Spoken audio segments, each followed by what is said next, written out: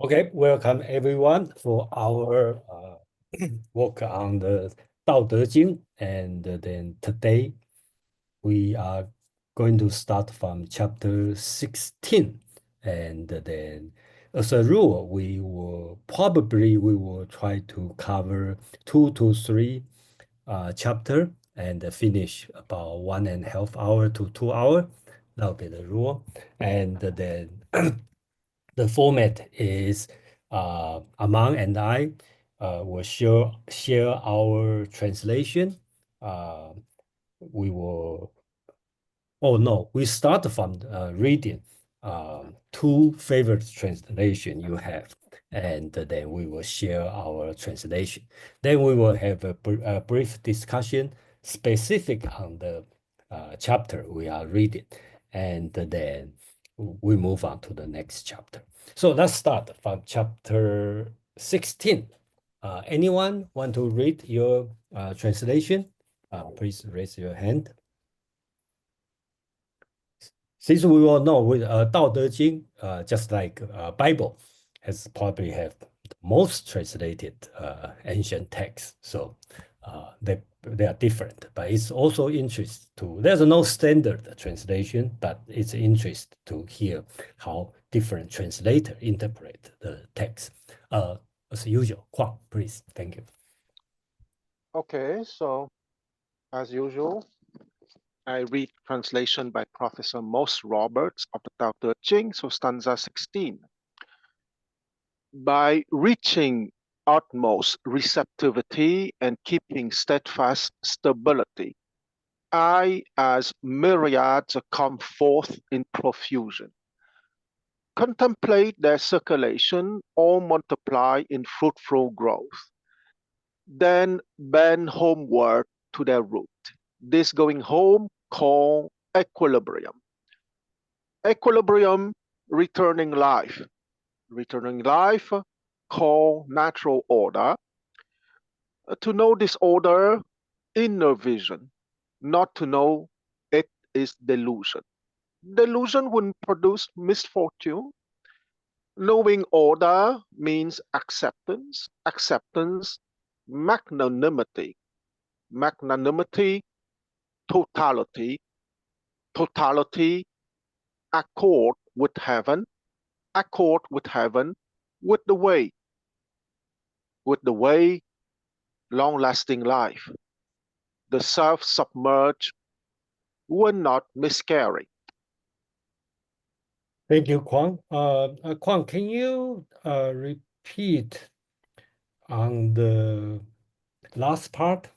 Knowing Yes, what is order bring acceptance, right? yeah, That's your repeat? yes, yes. Okay, Yeah, so and with what's last, the, knowing yeah, order means acceptance, okay, acceptance, acceptance, magnanimity, magnanimity, totality, totality. totality, totality, Okay, accord with heaven, with the way, long-lasting life. The self-submerged will not miscarry. okay, thank you, Kwang. Okay, so I think that these few words are very important. That's why I ask Kwang to repeat. Okay, we will see later. Joe, please.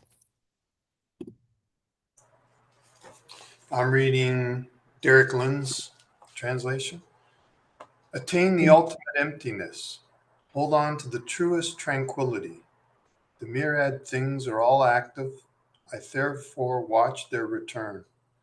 Everything flourishes. Each returns to its root.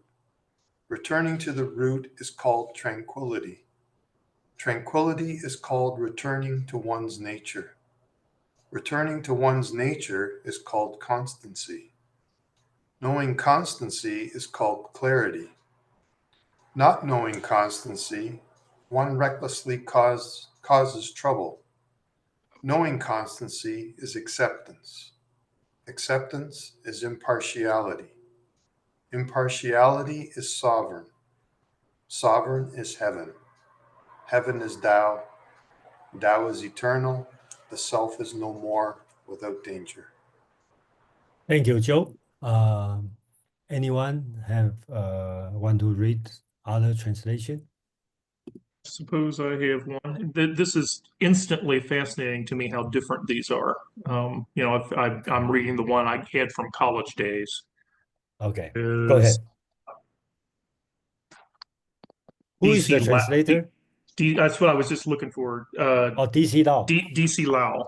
Yeah. Okay, go ahead. Yeah, it should be very different. Yeah. Yeah. Well, it's closer to the second one that we just heard. But so this one says, I do my utmost to attain emptiness. I hold firmly to stillness. The myriad creatures all rise together, and I watch their return. The teeming creatures all return to their separate roots. Returning to one's roots is known as stillness. That is what is meant by returning to one's destiny.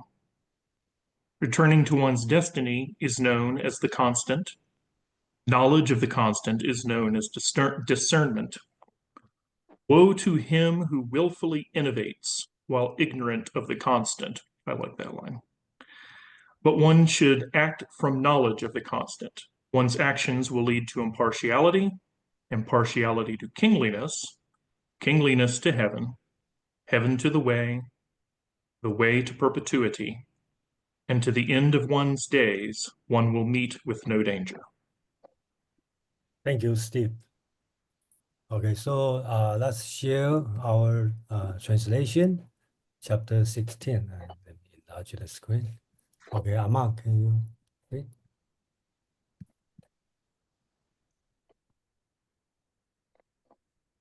I forgot I was muted. I'm out of practice. Verse 16, returning to the root. Reach to the ultimate void.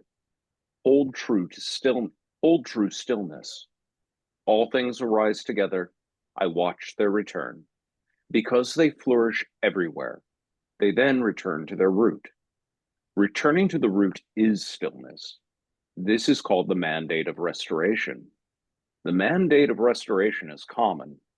Knowing the common is enlightenment. Those who don't know the common act recklessly and cause disasters.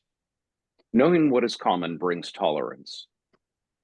Being tolerant is being impartial. Being impartial is being whole. Being whole is being heavenly. Being heavenly is the Tao. The Tao is long-lasting. To the end of your embodied life, you will have no dangers. Thank you, Aman. So this one, chapter 16, I think that one word I like to talk about is the stillness. Okay, so reach to the ultimate void. Okay, 致虚极, hold true stillness. I think some translation I think stillness. I think some will translate as quiet or quiet, but this word I think in Dao De Jing usually is opposite to movement. So that means stillness, or sometimes I translate as restfulness. Okay, that's one thing. It's happened many times. So another important thing is when or the word tolerance, and a lot of translation translate as acceptance. And then at this moment, I probably will see acceptance could be a better word, because the Chinese word wrong, okay, it means tolerance. But in this situation, I start to think acceptance could be the slightly better word than tolerance. Okay. You may see the important here for the last part, because based on my translation, we will do knowing what is common, 常. Okay, most translation as constancy, but Amang and I do feel this word should translate as common. Okay, so please take note. Probably most translator will read this word as constancy or eternal. But I think Dao De Jing is kind of very down to the earth. So I would prefer use the word common and bring acceptance or tolerance. Being tolerant is being impartial. Okay. Being impartial is being whole. Okay. Here, that's important because the Chinese word used, if you see here, okay, it could be two words. We don't know which is the right word. If you pay attention on these two words, the first one called Wang means king. Second word called Quan means whole. Okay, it could be a typo because you can see the second word, this one so-called whole, the whole, they have something on top, so it could be some missing. So they have the two way of reading. So if we read as kin, so you may see some translation as being impartial is being kingly. Okay, and being kingly is being heavenly. Being heavenly is the Tao, and the Tao is long lasting. So this will read more political, right? You talk about have acceptance, tolerance, then you become, so this word, Gong will become impartial. Sometimes will translate as public, okay? Doing public work. Then doing public work is being kingly. Being kingly is being heavenly. Being heavenly is the Tao. So let's read more political. But personally, I would prefer read as this way as a whole because I don't see the connection from the beginning, right? I think this one is not about politics. I think this one is about personal, okay, personal cultivation. So it's talking about you as a person, not the political view. So I would prefer translate as knowing what is common brings tolerance. Brain tolerance is being impartial. Being impartial is being whole. And being whole is being heavenly. Being heavenly is the Tao, and the Tao is long lasting. That's my way. I think that will make more sense. You can read this one as non-political reading on this chapter. So that's I have to say for now. And Amang, please.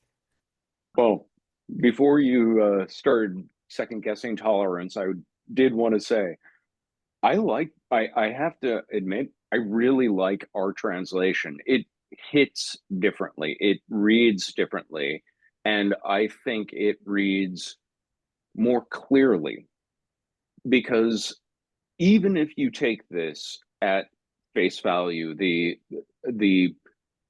reason for the teachings of the Tao Te Ching to be to teach a princeling how to be a ruler. The subtext of the whole thing is don't be too full of yourself. Really learn that you are just a part of something that is much greater than this kingdom, than your ambitions, than your wants, than your hopes. And if you can do that, you can strive to be as great as that greater thing that you are already a part of, you just simply ignore. I liked tolerance over acceptance because acceptance has a embracing quality to it, whereas tolerance really means even that which you don't like and really would not welcome into yourself, you can accept in the world around you. But that word chang, that word in the opening chapter in this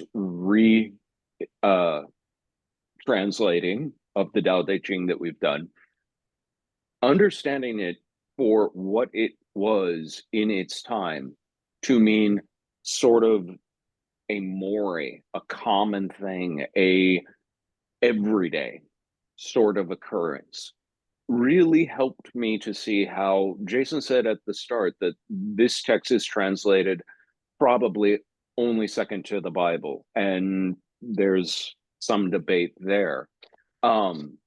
But because of that, there has been a tendency to sort of embellish, create a flowery, lofty language around it, trying to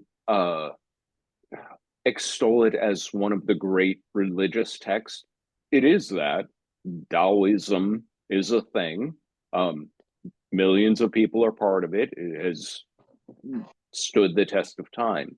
But the lessons are not canonical. They're not meant to be shrouded investments and done up in pomp and circumstance. On the contrary, they are very much about bringing you down to the everyday, bringing you down to what is happening in this amazing environment around you that we blissfully ignore day to day because it just happens every day, even though that these trees keep growing, that this grass keeps growing, that this air keeps circulating, that water keeps falling from the heavens and rising back up is really more amazing than how purple your majesty's robes were.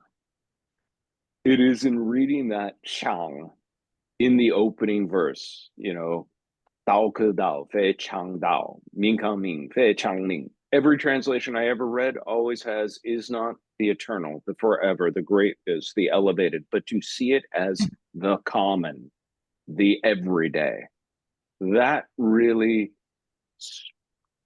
that nailed it for me, why our translation is so different than the ones I've read before. And I'm pretty proud of it, this chapter too. But please tear us apart, because that's how we get better. Thank you, Amang. Okay, so let's have some common question and then discussion. Please focus on this chapter 16. We have Steve and Kwang. Steve, please. Yeah, so I was just curious, you referred to there being two different characters, one whole, one kingly or sovereign. Do you mean like literally in the Chinese there are different translations and some use one character and some use the other character? How do those two characters, how did they come to be in the text? Just 1 minute. So let me share the screen. Okay. So because it's I'm talking about Chinese text. Okay. Here at least a Chinese text. If you let me enlarge very big these two words, right? Because it's an ancient antique text.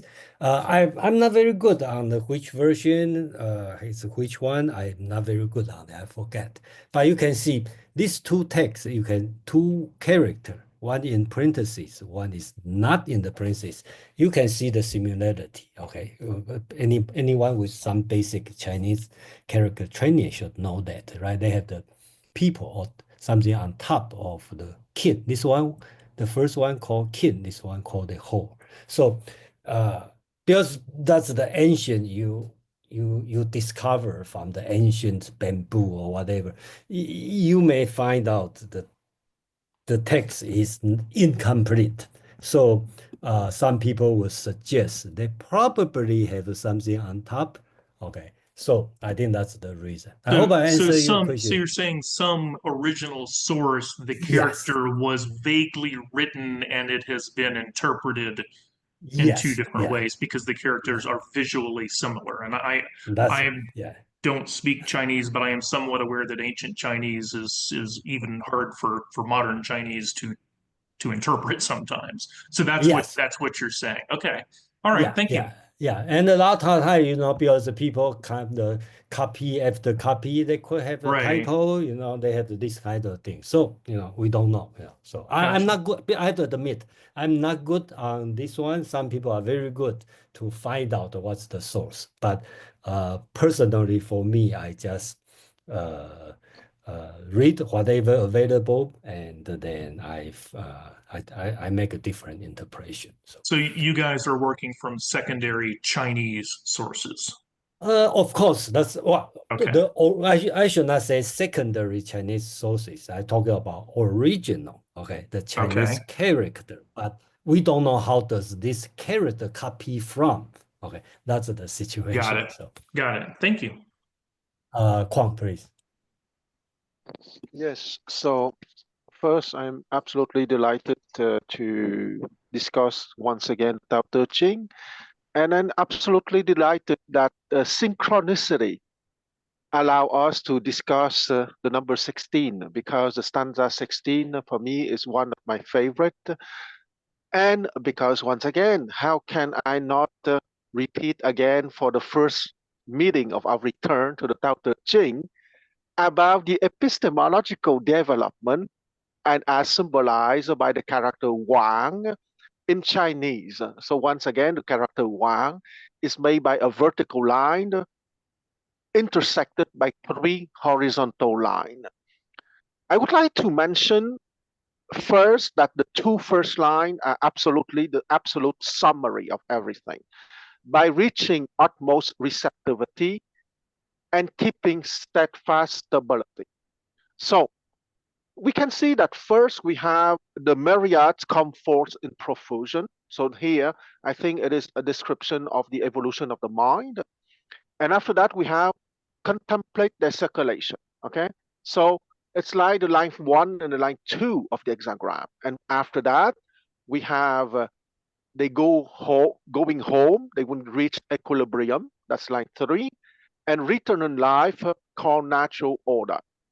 Return in life, that 3 and 4, and finally return in life called natural order, line 5, and to know this order, inner vision, and that inner vision for me precisely is reaching utmost receptivity. And the author repeat that a second time, but with the reverse, okay, in the sense that delusion would produce misfortune, but knowing order means acceptance, and acceptance, magnanimity, and magnanimity, totality, totality, accord with heaven with the way. So the author repeats a second time that increasing order, if you want, of infinite awareness. And I will start my speech by simply repeating the comment by Professor Most Roberts that I like very much. And let's say talking about the 2 words that Jason alluded to, okay? Xu, emptiness, and Jing, a tranquility. So it will take 2 minutes. It's not a very long comment.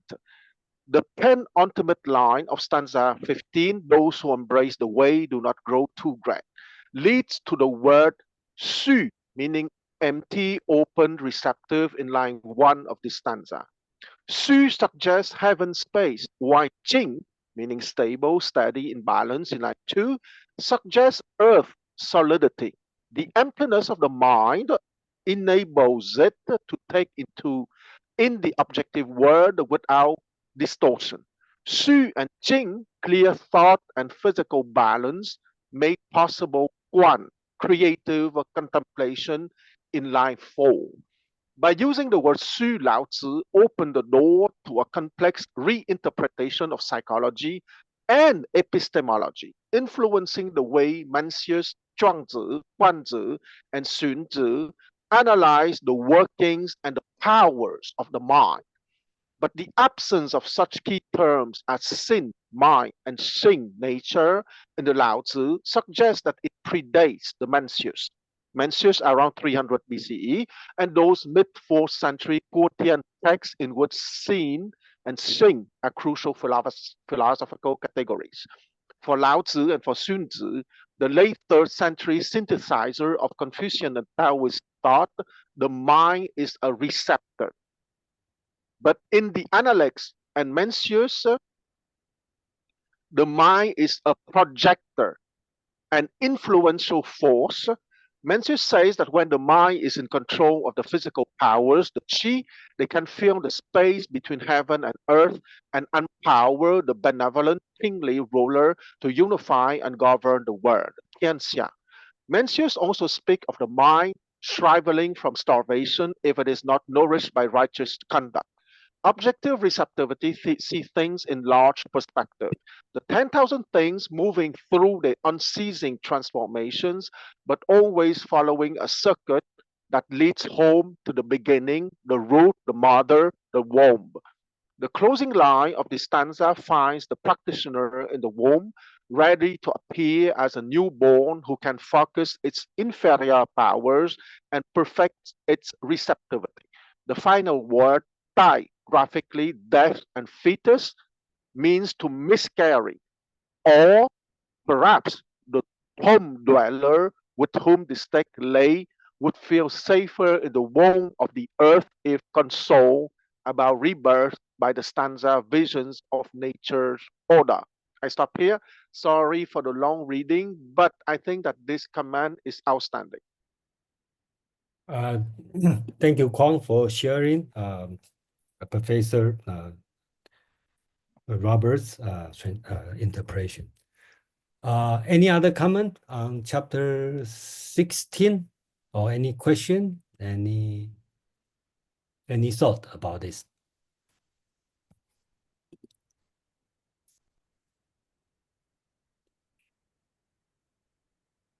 No? Okay, so let's Paul's move got a on. question. Paul's got a question Paul. in the Okay, comment. Paul, please. Okay, please, Paul. Yeah, I'll start using the raise hand instead of the chat. It depends on. Oh, yeah, please use raise hand. I'll use raise hand. No problem. I do know how to do that. Okay, so yeah, I love the term, but I'm just curious about the background of mandate of restoration. Like it sounds like an invention that would maybe be quoted in subsequent centuries, or is he referring to an existing teaching about restoration or return? Just this term, mandate of restoration, it's not in the other translations. Just your thoughts on why you came up with that. Okay, very good question. And then let me just point out that's the word Paul is talking about. And then technically, I translate this word, okay, based on its face value. So I usually translate the mean, this word, as mandate, okay, heaven's mandate, okay, mandate of the heaven, 天命, that's a very common word through ancient Chinese Chinese text. And another word, fu, restoration. I think that's the proper meaning because before we talk about, see, 复归, okay, that means again. Okay, so 复归其根, that means it return to their root. That's why I choose mandate of restoration. That means going back to its root. Okay, so what's the meaning of that? I think it's up to you to interpret. Okay, so as a translator, I have another job is try not to put my own interpretation in the text because the Chinese word called 复命, okay, by word-to-word translation means mandate of restoration or mandate of going back to the root. Okay, that's the mandate from the heaven or from the nature. So that's what it means. And I think other translation, for example, some people will translate as it means going back to its root. Okay, it's back to the Tao. And then I'm not saying that's incorrect. I just say that probably a little bit put the translator's idea into the translation. So that's my I wanted to give 2 cents on this one too. Yeah, it means again or to duplicate. And so meaning if you were to grammatically take it just in straight English would be duplicate Ming. Ming is very often mandate, but in the context of like destined, fated, mandate that is handed down. And so to duplicate that mandate doesn't work grammatically as much as a mandate to duplicate, or in this case, duplication, if we're talking about growth, means restoration. taking something that is growing and re-enlivening it. And so I did like the choice of keeping true to these terms, but putting them together in a way that sort of belies the idea of mandate of heaven. Here, there is a mandate of restoration or a mandate of returning from uh quintessence. Basically think of like a tree coming out of hibernation or reblooming in the spring. That's the mandate of restoration. Yeah, thank you, Aman.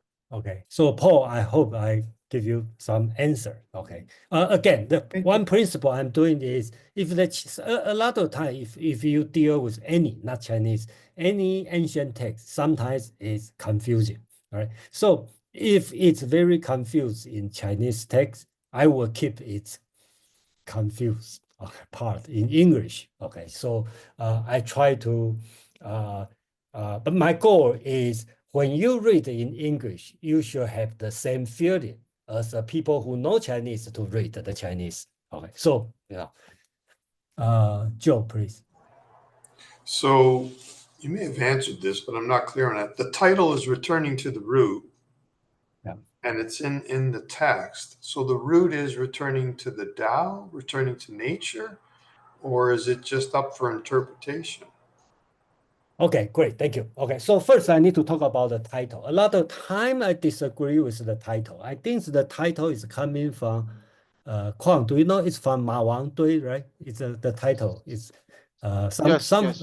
yeah, it's from Ma Wang Dui. And the title sometimes I disagree, but I just pick the title since traditionally have this title. Okay, so that's right. So the translation, I translate returning to the root because the title said 归根, that literally means return to the root. The word 根, that's a Chinese word. 根 means the root on the plant, on the tree, that's the root. So I translate exactly in this way. And that's up to you to think about what's the meaning of root. Okay, so it could be Tao. Yeah, you can say that's the Tao, or you can say that's the nature, or you can say that's your ancestor. Okay, but the Chinese word is root. Another word the Chinese in the text constantly you will see is called 本. Okay, I will translate as base. Okay, so that's your base. Okay, so what's the difference between base and the root? I don't know. Okay, in Chinese, they have very similar but different. By English, they also similar but also different. We have Darren and Steve. Darren, please. Hello. So I'm looking at the Derek Lim translation, and so I like what your explanation. I forget who it was you or Ammon earlier who said there's the non-political translation of it, and so instead of sovereign you use like wholeness or something. Sorry, I can't see your translation right now, but okay. Yeah, I like that, but I'm also looking at the Derek Lim translation. I just want to make a comment about this, so I'll just read this same section again. So in his translation it says, I'll just start here. Not knowing constancy, one recklessly causes trouble. Knowing constancy is acceptance. Acceptance is impartiality. Impartiality is sovereign. So just stop there. Yeah. So you say sovereign, right? That means the translate yeah, as Wang, okay, king. right. Okay. Yeah, So, he uses Wang or Wang yeah, in Mandarin. Yeah, and yeah. and then he says sovereign is heaven, heaven is Tao, Tao is eternal. So That makes sense. Totally makes sense. Yeah.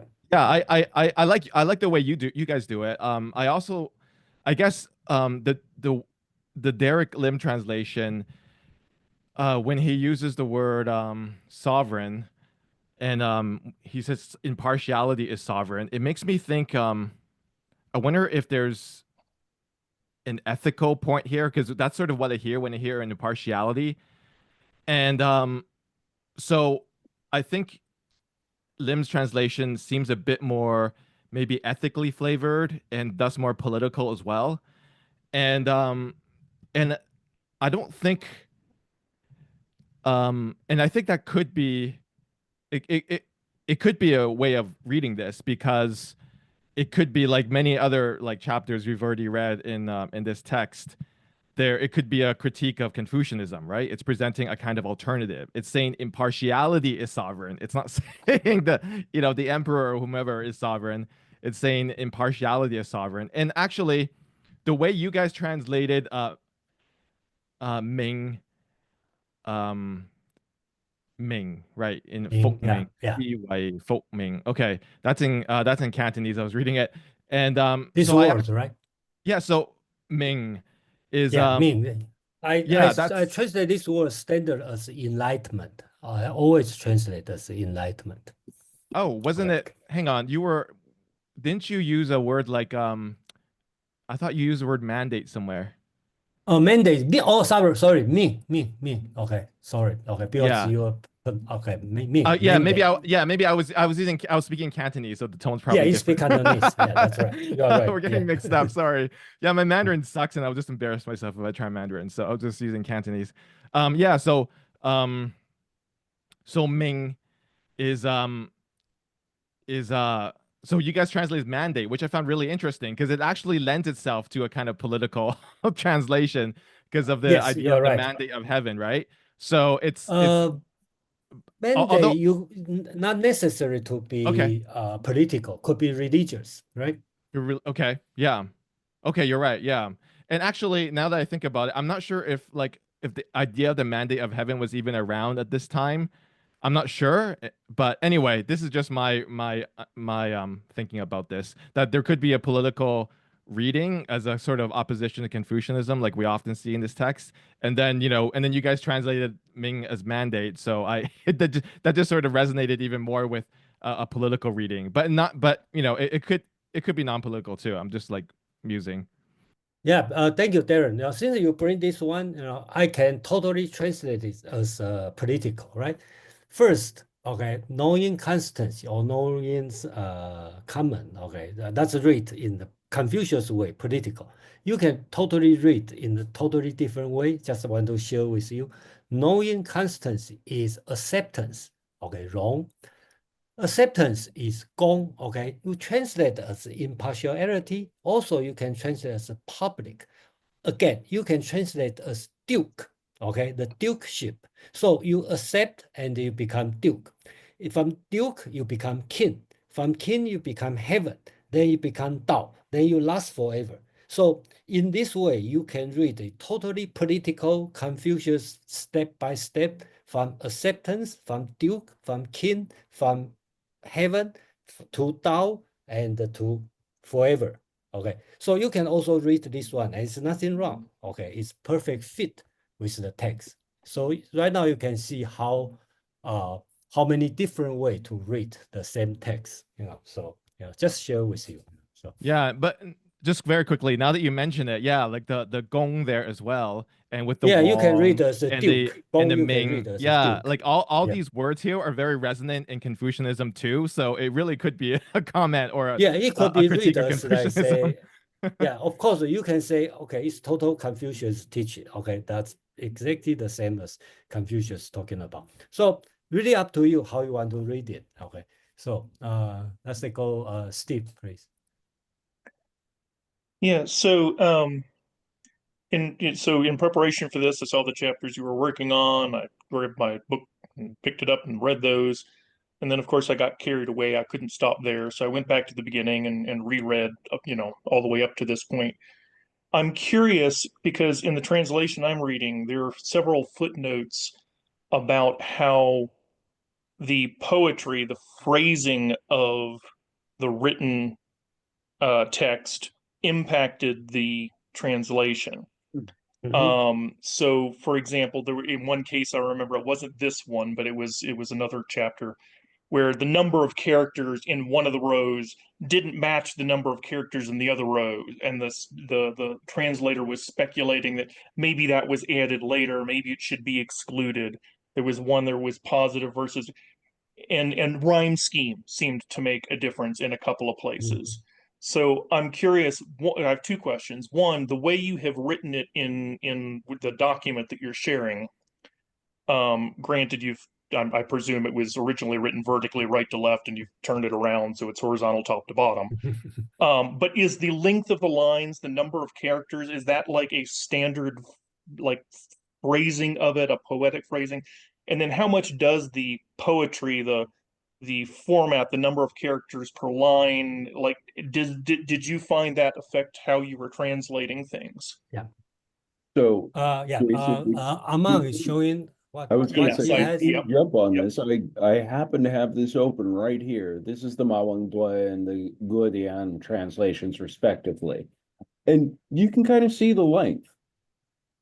They are pretty parallel in length, line to line to line.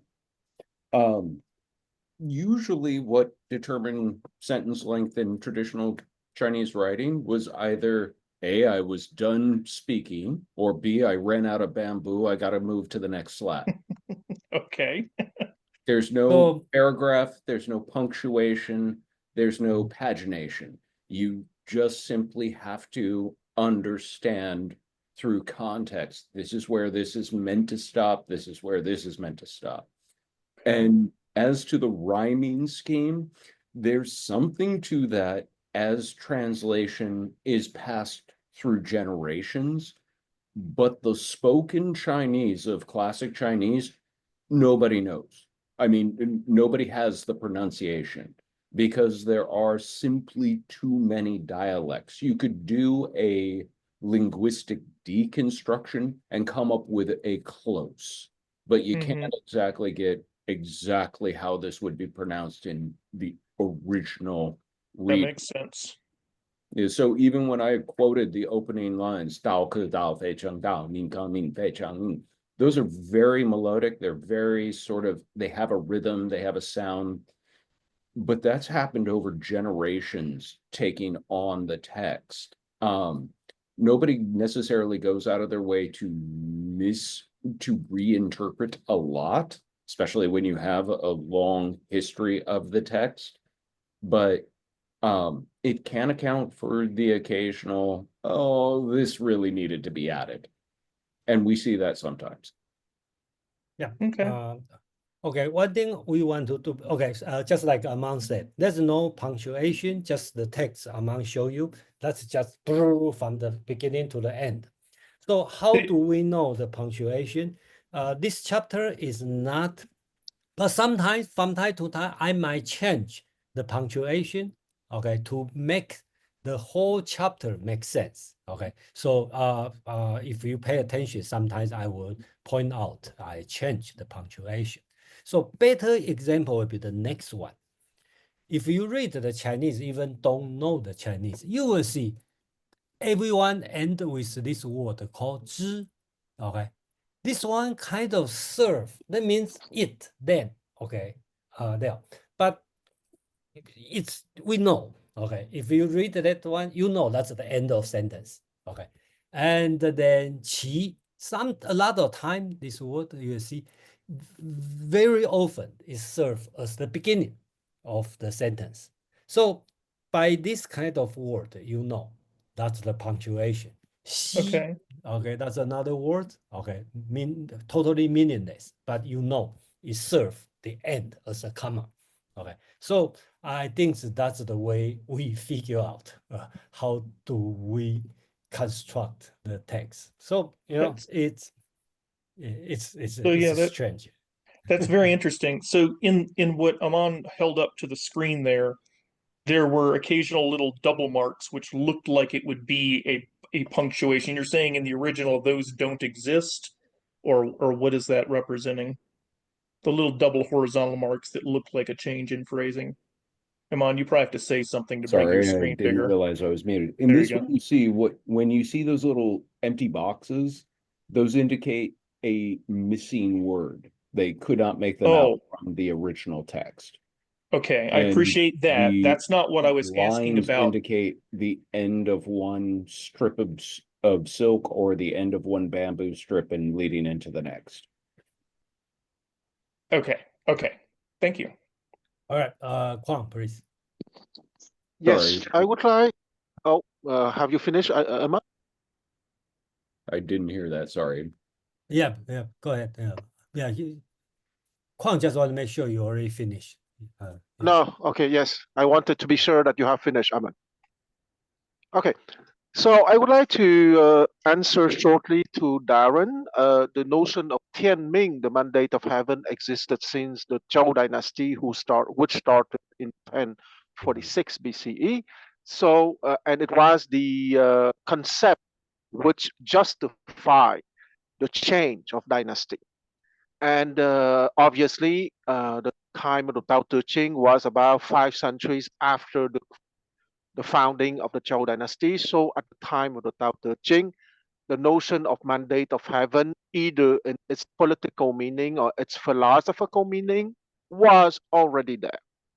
The other thing I want to say, we want to make distinctions between the religious, the personal, and the political levels of the Tao Te Ching. I think it's a big mistake of presenteism, because at the time, the king or a sovereign is necessarily someone having religious authority. Because if you are king, it means that you are in accord with heaven. Is he worthy of that? That is debatable, of course.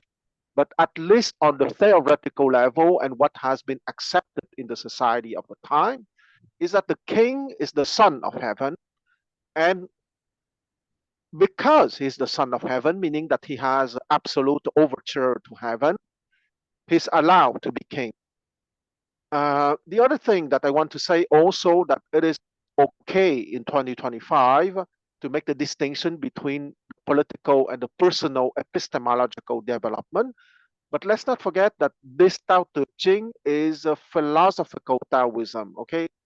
And that philosophical Taoism was taught to the children of the nobility at the imperial court. So their personal epistemological development was the preparation for them to be political responsible in the short or in the long future. So I stop here for now. Okay, thank you, Kwang. So okay, that's the time we have to move to chapter 17. Okay, so go ahead, please raise your hand if you have translation you want to read on chapter 17.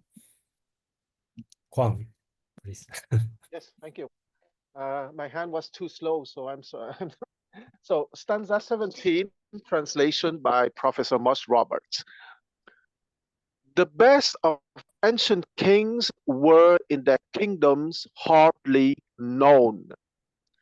Next to the patriarchs, loved and widely praised. Next again, those the people fear. Last come those whose abuse they endure, who unworthy of trust were met with distrust. What care the ancients took with every word of task fulfilled and words of merit done. The 100 families all declare this was no one's doing but our own. Thank you, Kwang. Any other translation people want to read? I guess I can read this one, which is the DC Lao. DC Lao, please. Says, the best of all rulers is but a shadowy presence to his subjects. Next comes the ruler that they love and praise. Next comes the one they fear. Next comes the one with whom they take liberties. When there is not enough faith, there is lack of good faith. Hesitant, he does not utter words lightly. When his task is accomplished and his work is done, the people all say, it happened to us naturally. Steve, can you read the very first line? The best of all rulers is but a shadowy presence excuse me. The best of all rulers is but a shadowy presence to his subjects. Shadowly present to his subject. Okay, thank you. Joe, please. I'll read the Derek Lin translation. The highest rulers, people do not know they have them. The next level, people love them and praise them. The next level, people fear them. The next level, people despise them. If the ruler's trust is insufficient, have no trust in them. Proceeding calmly, valuing their words, task accomplished, matter settled, the people all say, we did it naturally. Thank you, Joe. Okay, so okay, Amang, you want to read? Chapter 17, Knowing the Existence. The most superior rulers, the people below, don't know you of your existence. The next level, they hold dear and praise you. The next level, they fear you. The next level, they despise you. If you don't have enough confidence, people will not have confidence in you. Relax and value your words. Speak rarely. Whenever jobs are successfully completed, the people all say, we did it by ourselves. Thank you, Amang. So first, I put the printers here. If you pay attention on this word, okay, some version will put the 下, and some version will put the 不. Okay, I believe. Okay, if you go to the antique, you probably see 下, and then most of people now believe it's 不. You can see these two words. The one in printers they have one more dot, so that's a kind of typo or missing character. So it will be translate will be totally different, right? The most superior ruler, the people below, right? They'll be 下, okay? Know of your existence. But most of translation, interpreter, and including me, will use 不, okay? That means don't know your existence. Okay, so the next level, the second best, they hold dear and praise you. Then next one will be they fear you. Then the next one you despise you, right? And then so you can see that's a different layer. So if that's from the bottom, right? The lowest level people hate you. That's the tyrant, right? The a little bit higher, okay, that's the monarchy or the powerful king, right? People fear you, okay. Then the higher level would be people hold dear and praise you. That's the sage, Confucius sage, right? People will love the king. They say king is wonderful. But to the Taoism, the best king is people even don't know who is my king, who is the emperor, okay? So it's useless. So that's the highest. People don't know the existence of the ruler, okay? So everything, again, that we're back to the typical political, the most important political teaching in the entire Dao De Jing, right? 无为, non-action, but nothing left undone. Okay, so whenever job successful finish, the people will say, well, we did by ourselves. Okay, Derek Lin translates, we complete naturally. I kind of, because he may read 自然 as nature, but I think during this time, 自然 doesn't read as nature, it read as self-caused. Okay, so that means the people. So you can see this political. This chapter is very political. Taoism political. I like it because it talks about the real ruler should people should not know they are being ruled. They thought they are self-governed. Let's put it this way. Another way to look at it in the modern way is in a good democratic system, people don't care who is the president. Everybody is self-governed. and then self make decision by themselves and complete all the work. So that's another way to read it.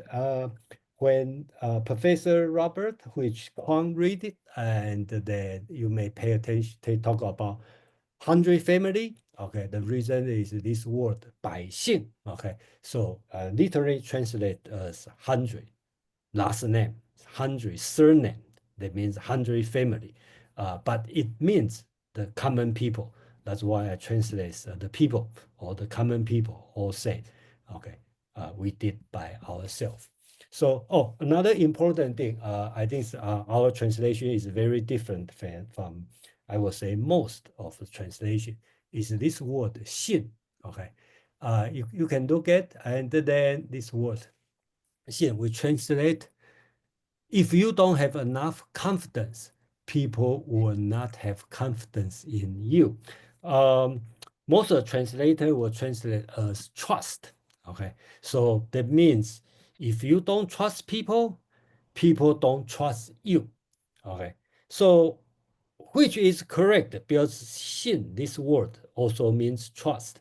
But I think probably as confident is better as you have. So as a ruler, you should have confidence on yourself.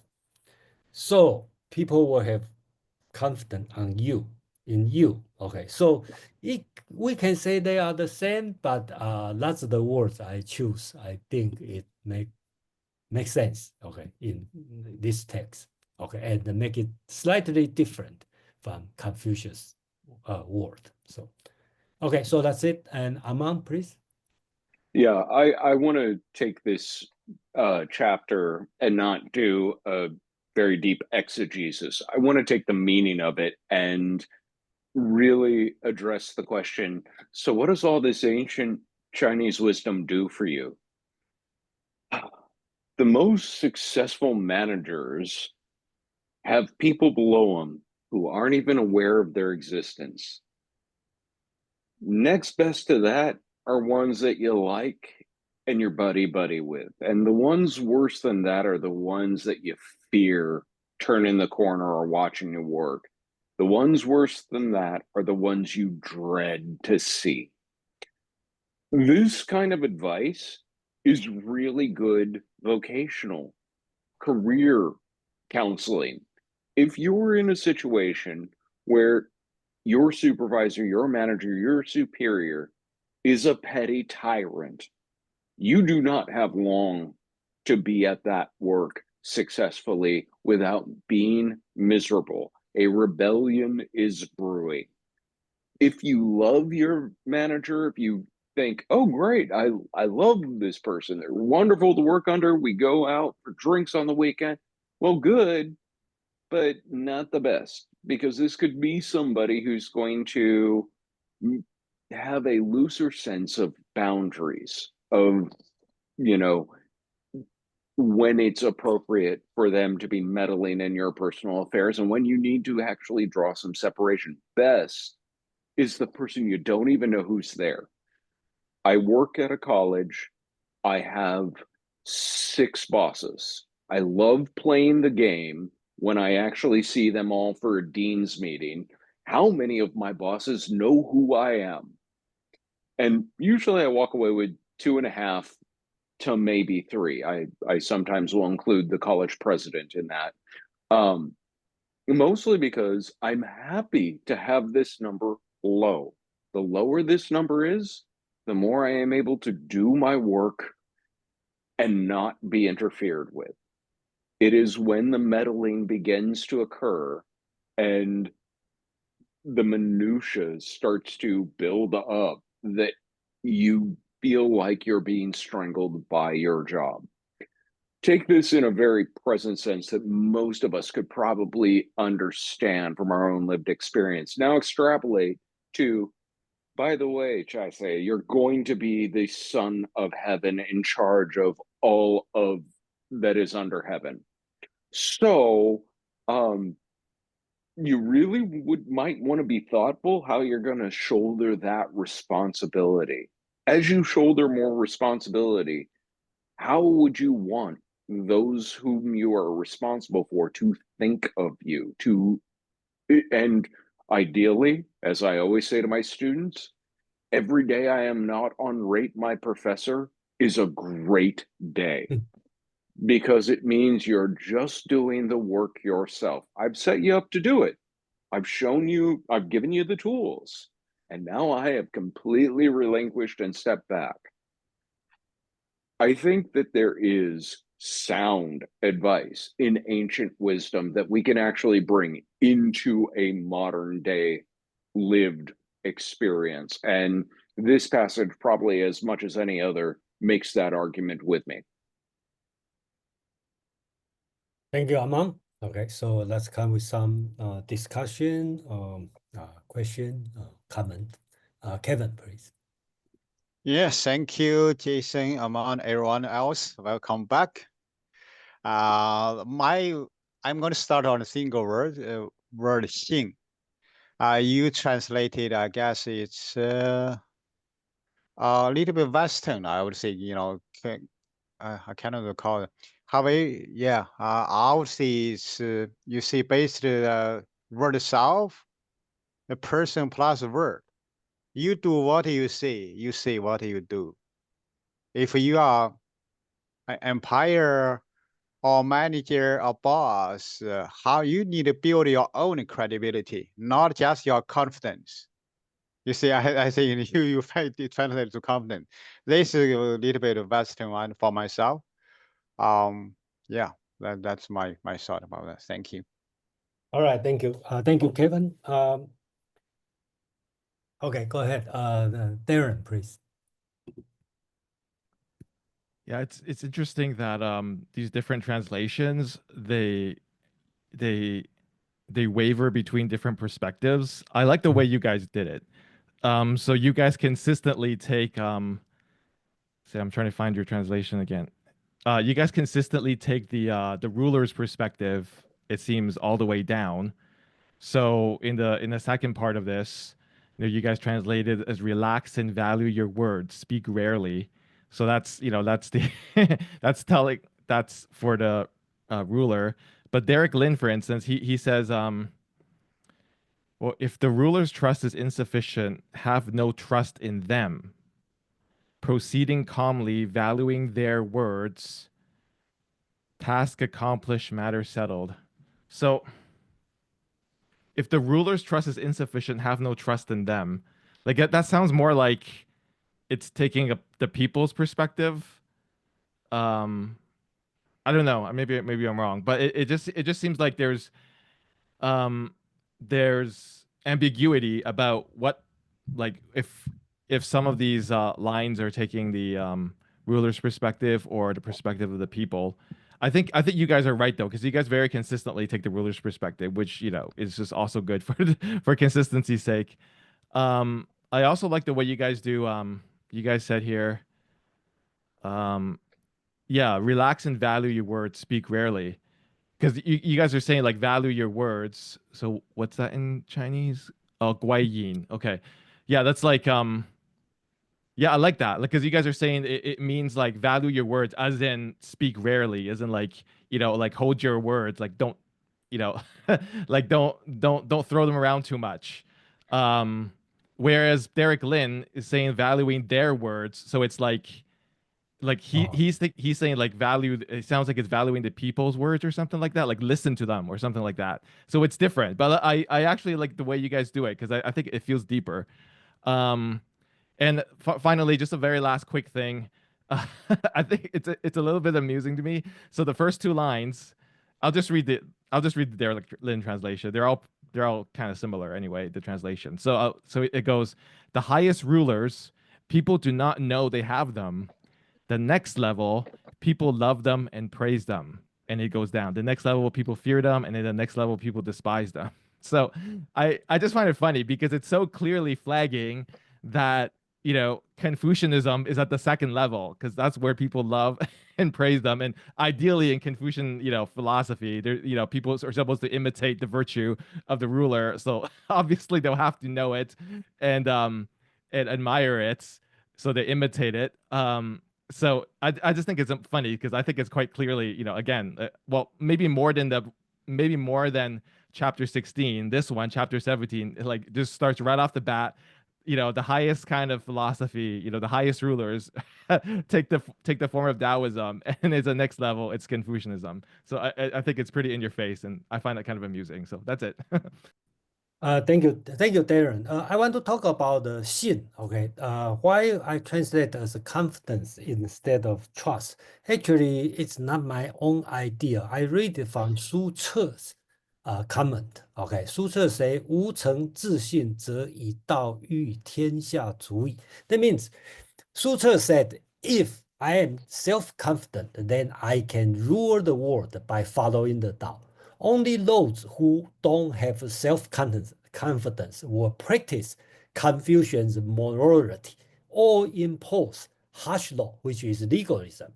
Okay, so that's I get the idea from Su Ce. Okay, his comment on this line. Okay, so that's one thing. Second thing I like to talk about, I really like same as Darren, right? Okay, relax, value your word. This is because I really like this tone. Okay, if you read in Chinese, 忧兮其贵言. Okay, it sounds very much like I'm talking to a ruler, as an advisor, talking as a ruler. Relax. Okay. Value your word means don't say too much. Okay. The tone, at least when I read the Chinese, is in this way. That's why I translate in this way. Yeah. And Jason, before we move on, I just wanted to add to what you were saying about the choice to translate as confidence, Xin.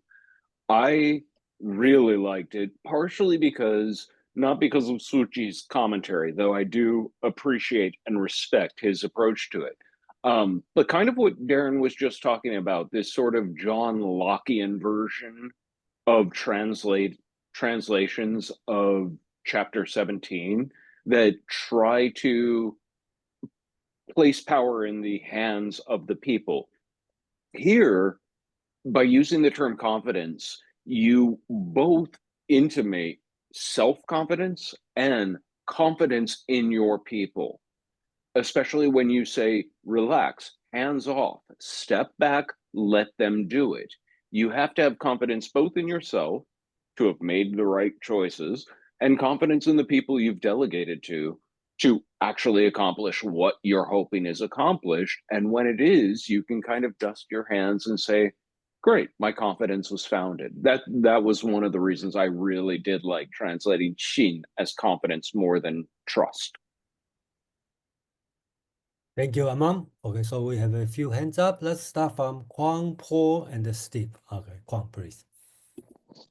Okay, so I will start with two small comments and I will go to the main comment after.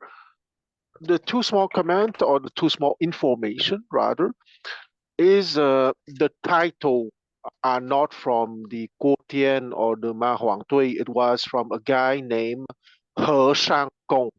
He was born in, yes, he was born in 200 BCE and he died in 150 BCE. He was an imperial librarian and imperial scholars. Okay, that being said, the other technical stuff that I want to bring is that Bai Xing, the 100 family names, it's make the distinction between the kingdom, Guo, and simply the land, Di.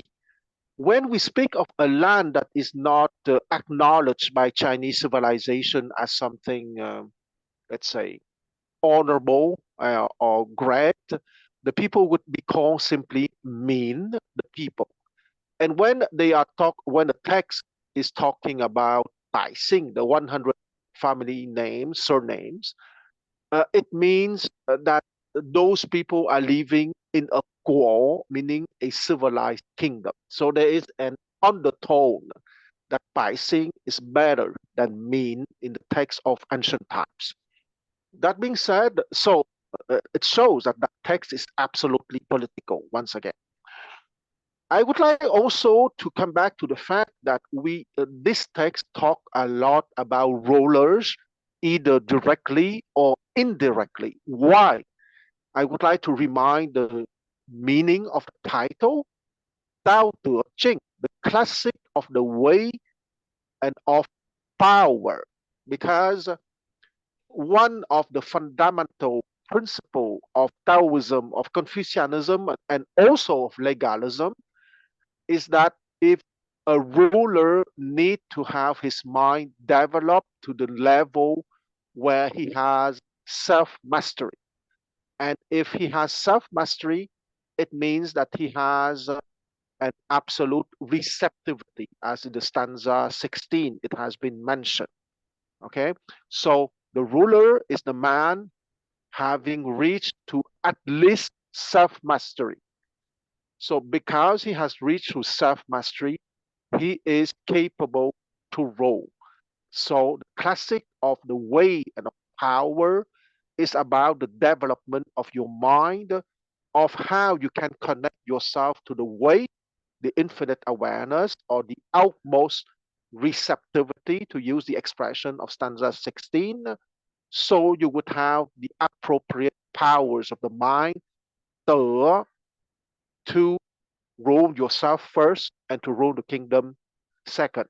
Tao Te Ching, the classic of the way and of mind powers. I stop here. Thank you, Kwang. Yeah, I think that's a good point about 百姓 and the 民 or 人, right? Okay, so 百姓 means civilized, okay, citizen. Okay, let's put it in the Greek word.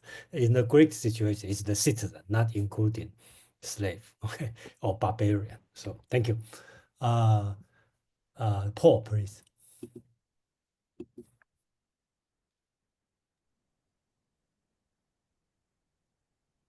Yeah, I'm wondering if I'm on the right track with, as I think about what it means for a ruler who no one knows who he is, and I like Aman's description, and I see a lot of power in that.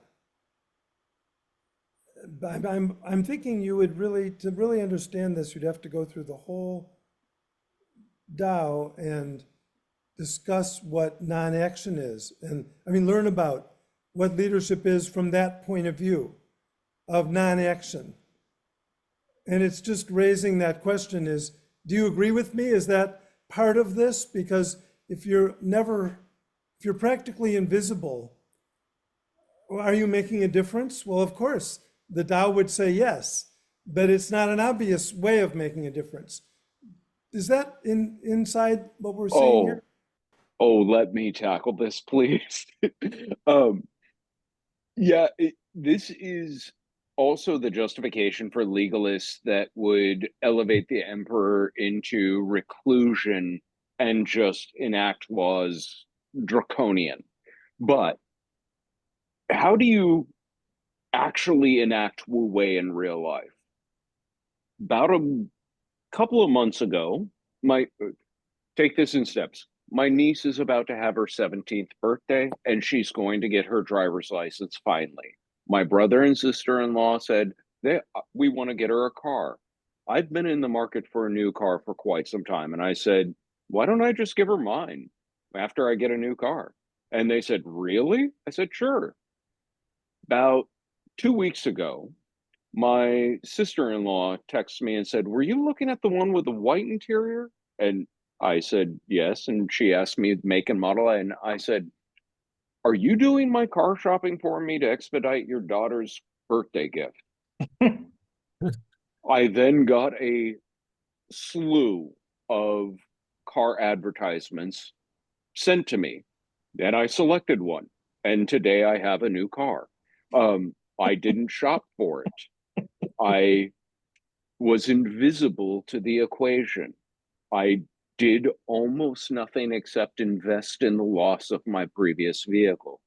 This is part of Now, wait a Wu minute. Wei. Who was the ruler there? Was it you or your sister? This was just me. Who was running this show? This is me using Wu Wei to get myself a new car. Okay. Yeah, That's a good example. And my example is I think it's really benefit in my career. I used being as a IT manager or IT consultant. I always tell people, right? People will say some company will say, "Oh, my IT team is so strong, so powerful. Anytime I have a problem, even in the midnight, they run and they rescue me and they resolve the problem." Whenever you need to upgrade, only take 5 minutes, the upgrade got powerful. But that's just confusion. Confusion is IT, right? The Taoist IT is people complain. The IT team do nothing. Okay, nothing happen. Everything work by itself. Why we need the IT team? That's the key of being an IT manager because before the problem happened, you behind the scene, you already fix it. So people will say, well, who is this guy, Jason? He do nothing, okay?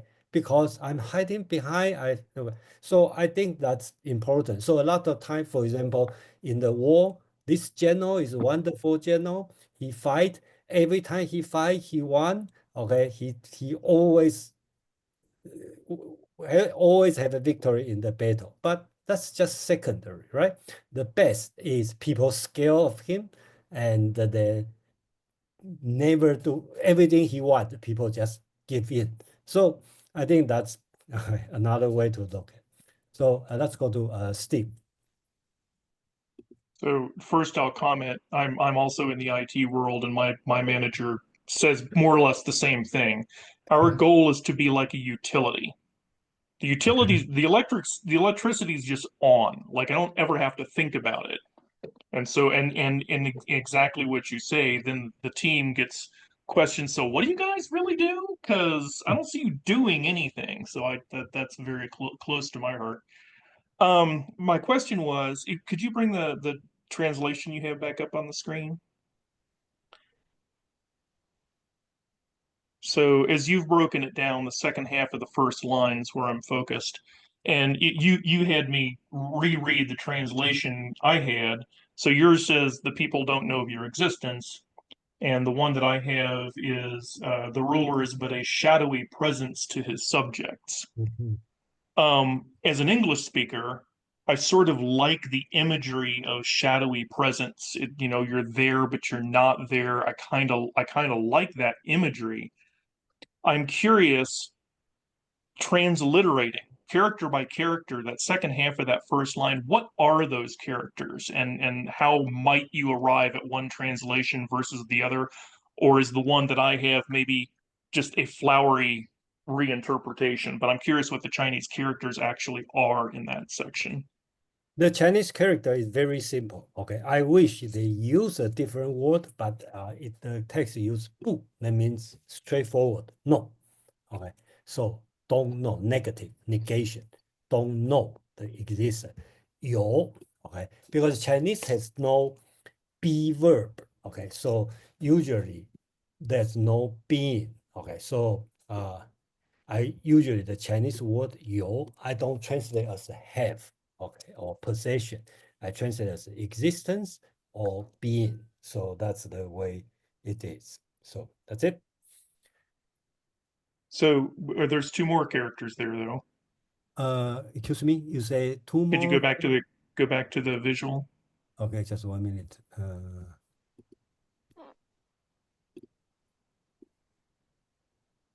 Okay, which one? So Oh, you this one. mentioned negation and you mentioned Okay, 知有 existence. 之 knowing being. Okay, 知 means the end. Okay, end of them. Okay, end of sentence. No negation, knowing being or existence. So I think that's the same. Negation, knowing, being, and then just a character that indicates Yeah, determination. you indicate the end, or you want to say them. Okay, knowing them. Okay, knowing him. Okay, 知 means Okay, him. Okay, so that's it. So thank you. I wish I can translate in a better way, but I already make my rule. That's pretty. What you have is pretty transliteral. I want to Yes. give you just a tiny bit more there, Steve, because yo as a noun, I guess, stands in contrast to wu. So without wu, is wu wei. When you say yo, it's with, and yo wei is how you talk about somebody who's got it going on, they have it. Whereas wu wei, they don't have it. It's without it. Okay. Yeah, when Among talk about your way, if you can ask any Asian Chinese parents, no parent want to ask their children be wu wei. They always ask them to be your way. Okay, so Nick, please. So when you meet the Chinese family, don't tell them don't tell the kids to be wu wei. The parents will get very angry because you need to be your way. Okay, that's very important. Nick, please. Yeah, thanks. I just want to comment on Steve's question about writing style. Laozi reads to me as very terse and not very flowery in the Chinese original text. However, there's another guy, which is also very famous, who is considered number 2 in the school of Taoism, Zhuangzi. And that guy's writing style is very different, and his writing inspires the imageries, and it's just wonderful literature actually. But the style of writing is very different, even though both are trying to articulate more or less the same vision of the thought, of the thinking of the word. Yeah. Yeah, thank you, Nick. Yeah, I think from 2023, I spent a whole year in my Saturday, Steve, you probably know, on the Saturday meetup. Literally, I walked through the 7 chapters. Okay, the first 7 chapters, so-called the inner chapter of the Zhuangzi, which is unlike this one. It's very short poetry. It's a long, lengthy discussion, story after story, totally different. But technically, they are talking about, I should not say the same idea, but we should say very similar idea in a different angle. So that's it. So we have a little bit time. Let's go through the next chapter, chapter 18, which is very short. Okay, so let's read the translation. Can I ask a quick question about? Yeah, I hope this doesn't take too long. Yeah, I probably won't. Just for 17. So yeah, the third last line, Yao Hai Ke Guai Yin. So there's a K. I think that's Qi or Qi in Mandarin. Hang on, Qi Yan Gui. I'll put it in the chat. You mean which one? This character. K. That's K. I put it in the chat. Do you see it? The middle. Yeah, Yeah. This was. How did you take that into your consideration when translating that line? I'm just wondering, what place that word, because I'm still struggling between like the different translations and how and I can understand maybe why there's like different translations might be taking different perspectives because they're taking this particular character in different ways. So I was wondering how you guys have used there's a few words very common and very difficult to translate. Just like when I come to America, the first time I write a master thesis, then I really don't know how to use the word the, right? Because sometimes I use the, some I don't. If I use it, my professor take it out. I don't use it, he edit. So totally confused to me. But here, same as this word, qi is it's, there, okay, and whatever, okay, something that could be. Zhi, same thing, difficult word. It could be that's it. It could be it. Could be him. Could be also. Okay, could be anything. Another word called xi. Okay, that mean or nothing or So that's qi. You will see this very common word, and this kind of words serve as the tone serve as the punctuation. Okay, so you know that's the Mm, beginning, that's the end. Okay, so okay. but not always. Okay, it's not always. Sometimes in the middle, but it's very difficult to translate. Okay, so unfortunately, I'm not linguistic, so I Okay. don't know how to Yeah. categorize this word. Yeah, Yeah. because I guess I often see it as like I'm probably understanding it wrong. You know, your Chinese is Yeah, clearly way better than mine. Like you know the K. word called 其他, right? 其他 that means Yeah. others. Okay, Yeah. so that's the Yeah. same words, right? Can you tell Yeah. me what's that mean? You don't know because you just use it. Yeah. So I guess I just generally in my head I take it as a kind of pointing term. It's like an indexical pointing term. So Yeah, I was just you're right. confused, like in just that particular line, how like it just seems very weird that it's there in the middle and how it would work. But anyway, this is probably a much more Yeah, involved question for another day. it's a very strange word. Let's put it this way. I Okay, mean, okay, so you could almost use it like this in Yeah. this or English the. language. This is valuable. This is why, or that it exists there. Yeah, you said it very well as a directing word or a pointing word. Yeah. But in and of itself doesn't necessarily add anything other than emphasis. Okay. Interesting. Okay. Yeah. Okay, thank you. Okay, so let's go to chapter 18. Okay, if anyone want to read chapter 18, I believe Kwang will. Yes, so translation by Professor Most Roberts, stanza 18. And when the olden way of rule declined, the words for love and serve came in. Next came knowledge and keen thought, advent of lying, sham, and fraud. When kingsmen lost their kind concord, they honor, chine, and parent love. In dark disorder, ruling houses turn to loyal, devoted vassals. Okay, thank you, Kwang. Any other version people want to read? I guess I can read this one again, DC Lau. Okay, digital. Yeah, I don't. This one is confusing to me in this translation, but I'll read it nonetheless. As you said, perhaps he is trying to preserve the confusion from Chinese, like you mentioned trying to do. But anyway, it says, when the great way falls into disuse, there are benevolence and rectitude. When cleverness emerges, there is great hypocrisy. When the six relations are at variance, there are filial children. When the state is benighted, there are loyal ministers. Thank you. Let's go ahead to our translation. I think this message is very clear, and then I think this one teach the Taoism morality.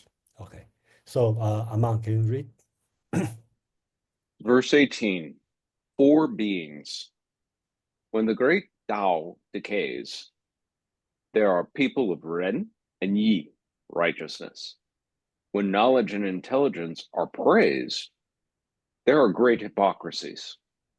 When the six family relationships are inharmonic, there are people of filial piety and kindness. When countries fall into obscurity and chaos, there are loyal ministers. Thank you, Aman. Okay. I'm not sure how other people read this one, and then that I see this one is super important text, and to me is super clear. It's attacking Confucius, or you want to say Christian, or traditional morality, the moral teaching, right? I think these four beings, four moral sense, is we always praise Ren and Yi, if you read the Confucius, that in general means Confucius morality. We don't praise hypocrisy. Skip this one. People of filial piety and kindness, 孝慈. Okay, that's Confucius teaching in the family, right? You need to Xiao means the children how children treat their parents. Ci means how parents treat their children. They have a loyal minister. Through the history, especially Chinese history, we always praise the loyal minister. They die for the country. Look at this one, we should not say four, at least three, okay, moral sense, right? The loyalty, filial piety, the righteousness, this kind of thing. Why we need this moral teaching? Because there's no Tao, okay? When Tao decay, then we need Confucius teaching. When your family is in chaos, is in harmonic, then we start to say, oh, these children treat their parents so well, right? The last one also important. When do you see the loyal minister? Because your country fall into obscurity and the chaos. That's why you see loyal minister. So traditional teaching, especially Confucius teaching, or traditional Christian teaching will say, okay, see, we need to be loyal, we need to be righteousness, we need to be practice filial piety, right? But let's think about again in the Taoism teaching, right? That's only happen when something wrong, right? Because your family is wrong, your country is wrong, the Tao is decay. There's something wrong, then you need this one. So why not just focus on the positive side? Make sure country is in the right order. Make sure your family is harmony. Make sure you practice Tao. Then you don't need this kind of moral teaching, right? When you practice moral teaching, right? That means something wrong. That's why you need the morality. If everything is fine, there's no place for morality. I think that's what I read, from this text. So, to me, it's very important. And in this one, in English, in American, we will say, a friend in need is a friend indeed, right? So, yeah, we say, yeah, I'm in need. So I know he's a good friend, he's not a good friend. Again, why should I be in the situation, right? If I make sure I'm always in the right situation, I don't have to know, he's a good friend, he's not a good friend, everybody's a good friend. So I think let's take a different view, on that. To me, that's how I read it, and I think that's important in my personal life. So I stop here, and Amma, please. I'm going to take translator prerogative and just speak a little longer than even normal. Bear with me. But I do think chapter 18 presents a wonderful opportunity to speak about why the Dao De Jing, why the Analects, why the Sun Tzu, why did 100 schools develop during this fall of the Zhou dynasty? The people of China of this time spent literally centuries watching their world that had risen to heights that they couldn't have imagined previously, decaying and dissolving around them. And everyone was searching around for the answer. Why did this happen? How do we fix this? Everybody had their answers to this. And what Jason had up there, had in the notes, talking about Confucius' rectification of names, that was his answer. That's where it all went wrong. These Bao Huang were starting to refer to themselves in ways they did not merit. They were taking on responsibilities that were not theirs to take on. And so we need to get back to everything in its place and a place for everything that is. That is part of what made Confucianism attractive and why it predominated as the dominant intellectual tradition of China for centuries. Taoism came along later, and it took Confucianism as its foil. It didn't. Confucianists weren't looking to pick a fight.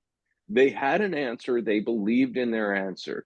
Taoists said, okay, we've watched a generation or two of this going on. This does not seem to be working. And so it took Confucianism as a foil, and it presents the foibles of that sort of idea. And so this chapter in particular attacks each of the pillars of Confucianism, very, very specifically, pointing out that you only need these pillars when things have gone wrong. Something went wrong way before you started knocking out these sort of levels in the game. But putting them back is rearranging deck furniture on the Titanic.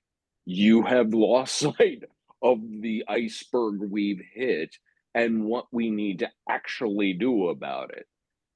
That is the political message underpinning this chapter. As far as Taoist answer, because it's not enough to simply say, this is what they're saying we should do, and they're doing it wrong. You better have a better answer. So the Taoist said, we have a better answer. Get the boat floating again, man.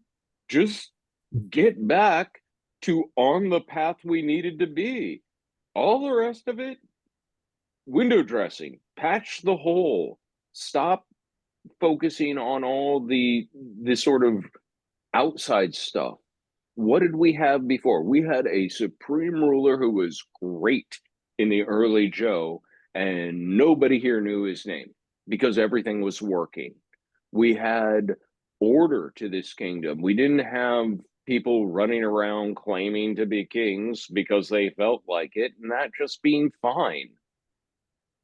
If that was even something they wanted to claim, it's because they wanted to claim it because this guy was doing such a poor job. This guy needed to do a better job. There's a real deep, fundamental argument happening in this chapter, portending the Warring States period, which is when everything finally comes off the rails and you just watch kingdom after kingdom secede, rise up, fall down, until you get somebody who really hit an answer for a solution. And unfortunately, that solution was legalistic. Here's the rules. Everyone follows it. I will kill you if you don't follow it.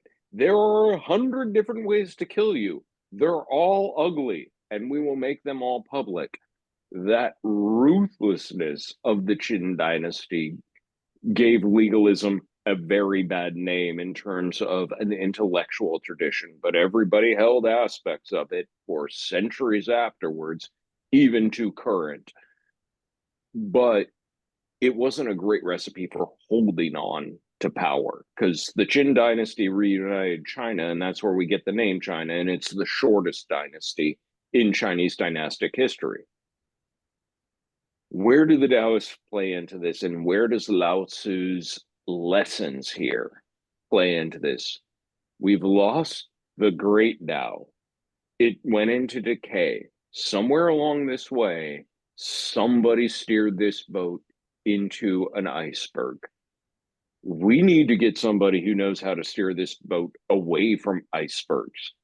And there's a whole lot of open sea.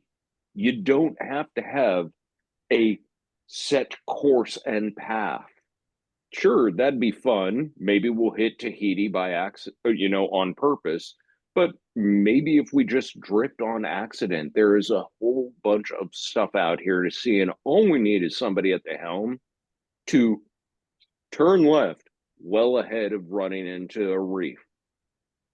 That's kind of the ethos that's at work in the Tao Te Ching, in the ideas of governing. And it's not taking Confucianism as a foil because they abjectly or simply failed. It's because, honestly, they're the closest to getting it right. And by prodding and poking, maybe we can get them to get it just a little bit righter just a little bit sooner. That's part of the reason for this passage, this verse. I will shut up. I want to hear your ideas, and I'm really grateful and thrilled to see everybody back, and looking forward to seeing everyone again. Thank you, Amam, Kwang, and there. Yes, I would say that this stanza 18 is the synthesis of everything that Chinese civilization has to offer to people of different epistemological development. We have to put ourselves at the place of the rulers.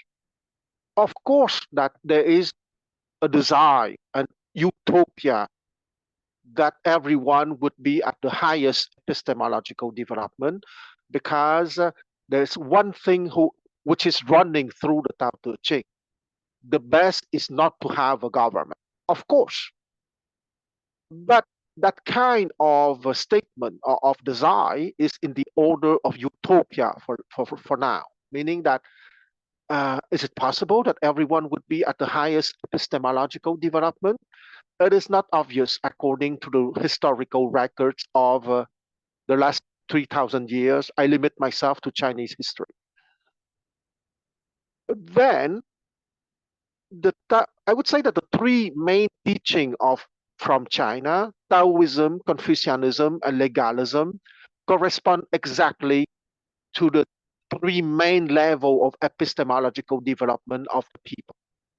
Those who are capable of understanding the Taoist teaching, precisely, they don't need a government, and most of the time they have their life in a very relaxed manner, and they are capable to navigate through the different social interactions and not being harmed too much. Those who are more of the Confucianist mindset would put labels into things, and they are rightly at the level just under, okay, a run. If I go back to my favorite diagram, the hexagram, the run is at the fifth line, just under the sixth line, which is the supreme line of the way of the sage, of the Taoist sage, of the way precisely, of the Tao. And that this stanza precisely is about that. Okay, if you read, we first we have the way, and when the way is lost, well, the words for love and for justice came in. Okay, that's the line 5, run e, and when the run e is lost, well, 5 is a run and 4 is e. Well, when those two are lost, we go back, we drop down to knowledge and thought. Okay, that's 2. And when that even is lost, we go back, we drop down to what is called legalism precisely, meaning that you have prescription to be xiao and to be zhou. Okay, and that's the worst, because and here I would like to make a nuance. When xiao and zhou are prescriptions from the order, from people from in authority, that's legalism. But when xiao and zhou are spontaneous manifestation from your mind, because you truly love your parents and you truly are loyal to your prince, that's not legalism. That's Taoism and Confucianism. Meaning that to what extent is it a spontaneous product of your mind, or to what extent it has been put into your mind? So the Chinese government has always been a mix of Taoism, of Confucianism, and of legalism. And to be frank with you, most people are under the law of Taoism, of legalism. Okay, and let's not be. And here I would like to make a comment that have the illusion to be universal. It's not only in China that that the legalist dimension is prevalent in government. Okay, in the south, in the north, in the west, in the east, what is prevalent in government? Punishment and rewards. And punishment and rewards are the two words that summarize perfectly legalism. I stop here. Thank you, Kwang. We have Darren and Kevin. Darren, please. Excuse me. Thank you. So just some, I think, just brief points here. So I noticed I'm mostly relying on the Derek Lim translation. I think you guys do a better job than him actually on this on one thing, which is that for him it seems like he starts the great Tao fades away. There is benevolence and justice. Intelligence comes forth. There is great deception, and so on. And so I noticed that you guys, hang on, I have to find. Okay, there it is. you guys you guys have sort of like causal arrows for each of these lines. So it's like when the great Tao decays, there are earthquake. people. Hold on. Yeah. Earthquake. Oh, Oh shit. Where I you was, are? okay. Seriously? My God. What? Wow. Earthquake, It's earthquake. California, y'all. Fires My and God. earthquakes and That's bears, crazy. oh my. Yeah, my God. Okay, And it's it's not the first time, Jason. That's the that you second got the time. That's earthquake. just second time. Yeah. Okay, it's done. It's not that big. Just go ahead. Go ahead. Wow. Was it like an aftershock or something? That's crazy. Okay. Are you in where is Jason? Is He's he in There Taiwan, you go. and At I've same seen time. this show Oh my God. before. okay? I Oh, have he's in That's the second Taiwan. time. Yes, and I have during the Taiwanese Great Quake, Wow. I literally watched this happen by Wow. myself because I couldn't let anybody in. Well, yeah, this. Oh my God, I'm just. I hope you're okay, Jason. Yeah, The room he is was still okay standing. He was okay after the last one. Yeah. That's scary. Oh my God. I saw those like videos from the recent earthquake in Myanmar. It's like it's really scary. Oh. Yeah, but that one was 6.7 on the Richter scale. Yeah, That's that all. one was yeah. But they felt that in like all the way in Bangkok Okay, and it's southern not China. big deal. So you can right now you can know how brave are Taiwanese people. We happen like all the time. So that's nothing. Wow, okay. Chinese Thank invasion also God we Chinese don't invasion believe in. also nothing. Thank God we don't believe in the mandate of heaven, because otherwise we've had all the signals that this meetup needs to stop. Remember, I'm in the 7th floor. Okay, so Wow. okay, so go ahead. Let's continue. Okay. I'm glad you're okay. What was I saying? Okay, yeah. So I just noticed that for the translation you guys use, or your translation, have to bring it up again 1 sec. Okay, yeah, you guys have these. So you guys say when, so is it when knowledge and intelligence are praised, there are great hypocrisy. So I think that's better because it makes the it incorporates the yo, I think the yao in the into your translation. Whereas I noticed the other translations, they just sort of say the great the great Tao fades away and then all these things happen, whereas like for yours I think it's more like specific. Anyway, just something I noticed. Okay, the second thing is maybe a bit of, maybe this is where um Derek Lim does a little better. So for the second line you guys go 智慧出有大偽. So you guys translate it as when intelligence and when knowledge and intelligence are praised, whereas I think the Chinese is more direct, right? It just says 智慧出. It means like when wisdom appears or knowledge or wisdom appears, then you have hypocrisy. You have great hypocrisies. So it's like it's actually not even that when knowledge and intelligence are praised, as you guys say. Like the point actually I think the point in the text seems to go even deeper than that. It's like when something like wisdom and knowledge appears, there is great hypocrisy. So it's not just critiquing the praise of wisdom, it's critiquing the idea, the very concept of wisdom itself. So anyway, but I can see how you guys might be able to like do like the add the praise part. But anyway, I'm just saying that I think on this point, and maybe I prefer Derek Lim's. And then my last comment is, Darren, what's yeah. Eric Lin's translation on this line? Sure, yeah. So just hang on. Derek Lim is, so the first two. So I'll just read it from the beginning. The great Tao fades away. There is benevolence and justice. So he just there is, and then he says, okay, I'll read the first 4 lines. The great Tao fades away. The second line. I need the second line. Okay, he says there is benevolence. Oh, the second line. Sorry, yeah, right. His lines are broken down differently, so I'm confused. Okay, yeah. Okay, your second line. All right, intelligence comes forth. There is great deception. So he just says, okay, got you. yeah, it just comes forth, and there's great deception. Yeah. Okay, I see the point. Yeah. Yeah. Sorry, like he breaks down the text into 8 lines, so I was confused what you were saying because you break it down to 4 lines. Anyway, so then the last point I have is what did I want to say? Oh, and I just as a sort of a critique of Confucianism. So one thing I kind of like, and maybe this is sort of like the previous chapter too, where it starts off in a very direct way. Is he's like right off the bat, this chapter says Dai do fei yao yan yi. So that's the great Tao decades, and there are Ren and Yi. So it's so I think this is very direct and sort of forthright, because it immediately uses the word Tao in this very subversive way, because it's saying when the Tao fades, then you have righteousness and humanity, and that's of course it's subversive of the use of the Confucian use of Tao. So it's like right off the bat, it's saying that this is a different Tao in this text, that we're presenting a different idea of Tao, because here it's saying like when the Tao fades, that's when you get righteousness and justice. So it's like opposing those things, whereas Confucianism, those things are the same, right? Or they're part of the Tao to follow the righteousness and humanity or humaneness or however you translate Yan.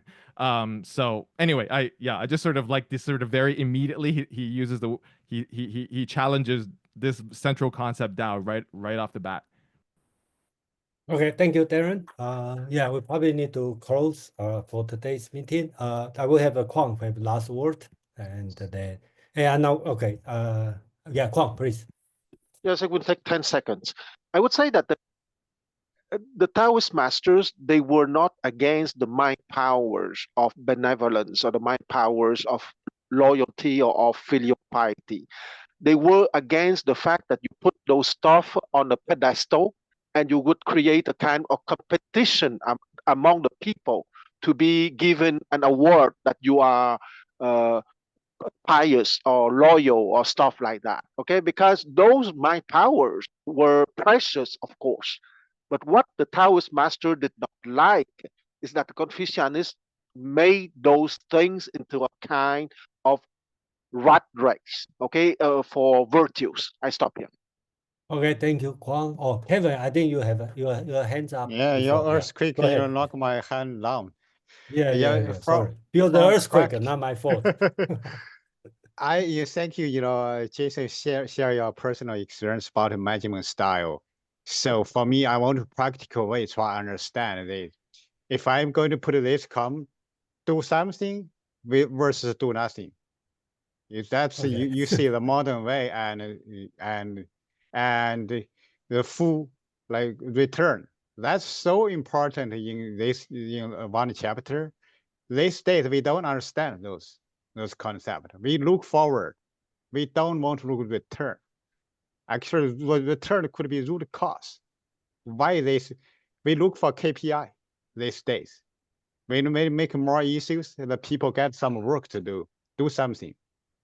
So actually, if we got to do the cost like you said, everything should be on the line. We don't need again earthquake again or something like. Okay, that's my own comment. So last comment is we need to look at those definitions of words yourself.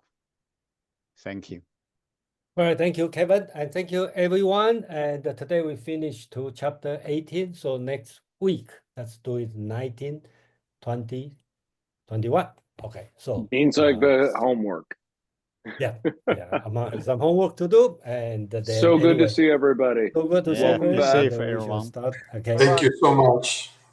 Okay, thank you. you. Thank you very much. Stay safe, Jason. Okay, bye. Stay safe, See you next Jason. time. Get on ground level.